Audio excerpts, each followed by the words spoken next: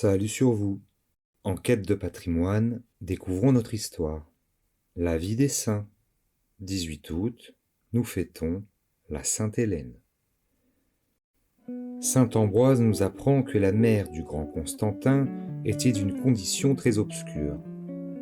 Celle qui était destinée à revêtir la pourpre était, dit-on, une fille d'étable, stabularia. Dans Saint Augustin, stabularia mulier signifie une aubergiste.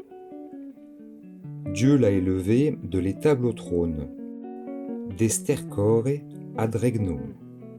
Elle naquit vers 247 en Bithynie, à Drépane, ville que Constantin agrandit, embellit et nomma Hellénopolis. Elle plut à Constance qui l'épousa. Constance n'était alors, malgré son illustre origine, qu'un simple général romain.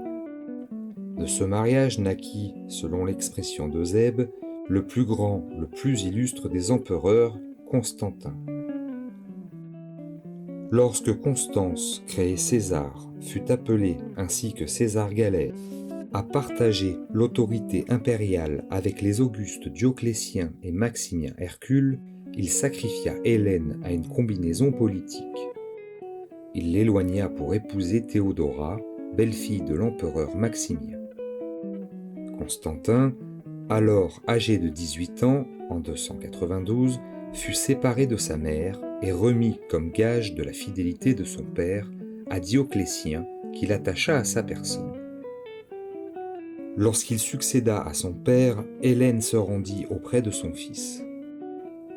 Après avoir pacifié la Grande-Bretagne et la Gaule, Constantin se mit en marche pour Rome, qu'il voulait délivrer des cruautés du tyran Maxence.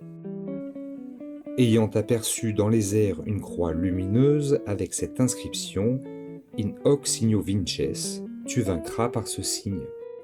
Il adopta la croix pour étendard sous le nom de Labarum, livra bataille près de Rome à Maxence, qui fut défait et périt dans le Tibre. Hélène partagea avec son fils la gloire d'établir le règne du christianisme par tout l'Empire. À 80 ans, elle se rendit à Jérusalem afin de chercher la vraie croix. On en découvrit 3, mais on ignorait laquelle était celle du Sauveur. Macaire, évêque de Jérusalem, approcha chacune des croix d'une femme gravement malade.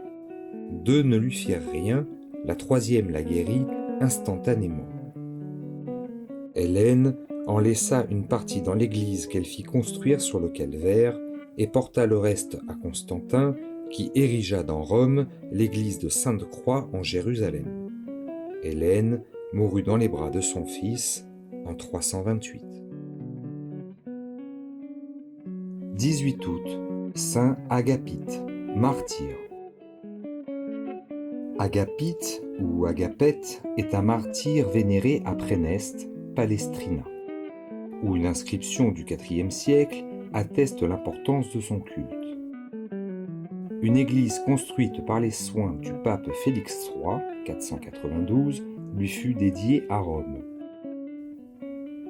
Vers 445, son chef fut apporté à Besançon, où il a été vénéré jusqu'en 1794.